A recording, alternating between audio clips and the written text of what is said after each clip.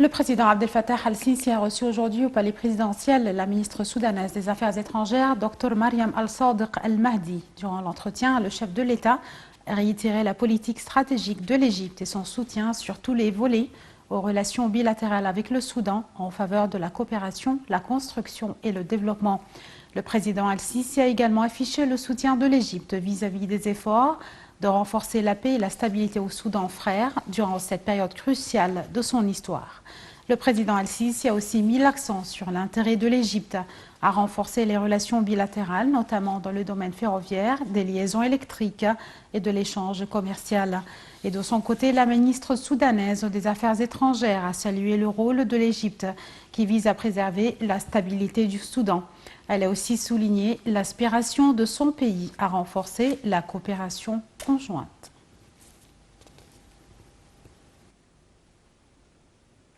Le ministre des Affaires étrangères Sameh Choukri a tenu aujourd'hui une séance d'entretien avec son homologue soudanaise Dr Mariam al-Sadiq al-Mahdi en visite en Égypte. Les entretiens ont porté sur le renforcement des relations bilatérales sur tous les volets et aussi la position actuelle des deux pays concernant le barrage de la Renaissance. Après les entretiens, une conférence de presse a été tenue entre les deux responsables. Les détails de cette conférence dans ce compte-rendu. L'Égypte et le Soudan ont demandé aujourd'hui à l'Éthiopie d'afficher sa bonne intention et de prendre part au processus de négociation effectif. Dans un communiqué conjoint, Sameh Choukri et son homologue soudanaise ont confirmé la nécessité d'aboutir à un accord juridique contraignant sur le remplissage et le fonctionnement du barrage de la Renaissance, d'une manière à préserver les intérêts des trois pays et à préserver les droits en eau de l'Égypte et du Soudan, et qui réduirait les répercussions et dégâts des pays en aval. Sameh Choukri a assuré que l'Égypte et le Soudan affichent tous les deux leur volonté politique et une volonté sérieuse pour réaliser ce but dans les plus brefs délais. Les deux responsables ont également affiché leur respect et appréciation aux efforts déployés par l'Afrique du Sud lors de sa présidence tournante de l'Union africaine afin de faciliter le processus de négociation sur le barrage et ont salué le rôle de la RDC qui parraine désormais les négociations. Monsieur Choukri et Dr Al-Mahdi ont aussi exprimé leur inquiétude face au blocage des négociations sous les auspices de l'Union africaine.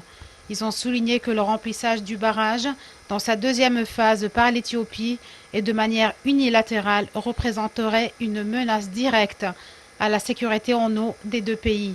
La ministre soudanaise des Affaires étrangères a averti de son côté des dangers qui tomberont sur les populations des deux pays dans le cas du remplissage envisagé de la deuxième phase du barrage et qui équivaut à 13 milliards 500 millions de mètres cubes.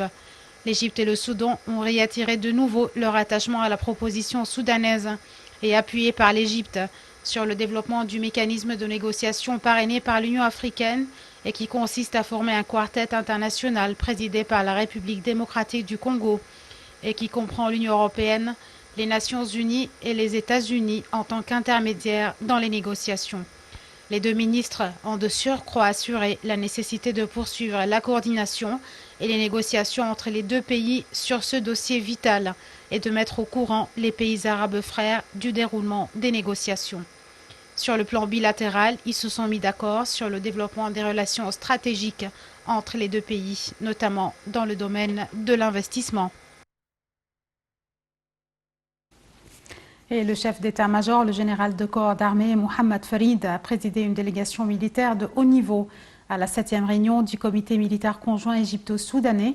La réunion est présidée par les chefs d'état-major des deux pays à la capitale soudanaise Khartoum. Le chef d'état-major égyptien doit tenir un nombre de rencontres importantes sur la coopération militaire et le partenariat stratégique entre les deux pays.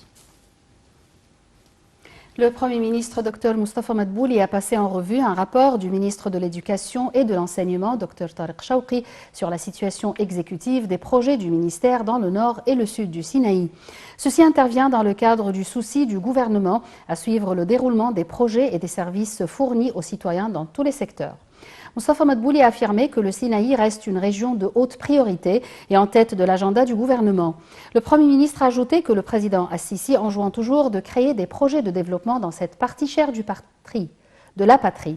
Il a cependant affirmé que le gouvernement consacre une grande attention pour améliorer le secteur d'éducation dans une stratégie globale pour la formation du citoyen égyptien adoptée par l'État. Le chef du gouvernement a aussi indiqué que l'État tient à développer l'enseignement technique dans tous les gouvernorats en général et dans les gouvernorats, et notamment au nord et au sud du Sinaï, qui est une terre prometteuse pour la mise en œuvre de plusieurs projets. Et sur le plan économique, recul collectif des indices de la Bourse du Caire à la clôture de la séance d'aujourd'hui, causée par des opérations de vente de la part des investisseurs et des fonds d'investissement égyptiens et arabes. L'indice principal EGX 30 a perdu 0,43% pour se stabiliser au niveau de 11 471 points. Les indices secondaires EGX 70 et EGX 100 ont reculé respectivement de 0,99% et 0,75%. L'Égypte a fermement condamné les attaques houthis qui ont visé un des villages frontaliers de la région de Jizan, dans le sud de l'Arabie saoudite. L'Égypte a affirmé son plein soutien au gouvernement et au peuple du royaume dans sa lutte pour garantir la sécurité et la stabilité de ses citoyens contre ces attaques terroristes qui sont considérées comme une violation de la loi internationale. Les forces de la défense civile saoudienne avaient indiqué qu'un projectile est tombé sur la voie publique, causant des dégâts matériels dans des maisons et des voitures civiles. Un projectile tiré par les rebelles houthis du Yémen a blessé 5 civils dans un village frontalier du sud de l'Arabie saoudite, selon un média d'État saoudien, dans un contexte de recrudescence des attaques contre le royaume. D'autre part, les forces de la coalition arabe avaient déclaré avoir déjoué une attaque au missile balistique lancée par les Houthis en direction de Riyad et l'interception de 6 drones piégés lancés en direction du sud du royaume. Les Houthis n'ont cependant pas immédiatement revendiqué la responsabilité de cette attaque. Et le Ghana et la Côte d'Ivoire sont devenus les premiers pays à vacciner contre le Covid-19 grâce au dispositif COVAX destiné aux pays pauvres, tandis que les États-Unis se préparaient à l'arrivée du vaccin de Johnson & Johnson. Selon un dernier bilan,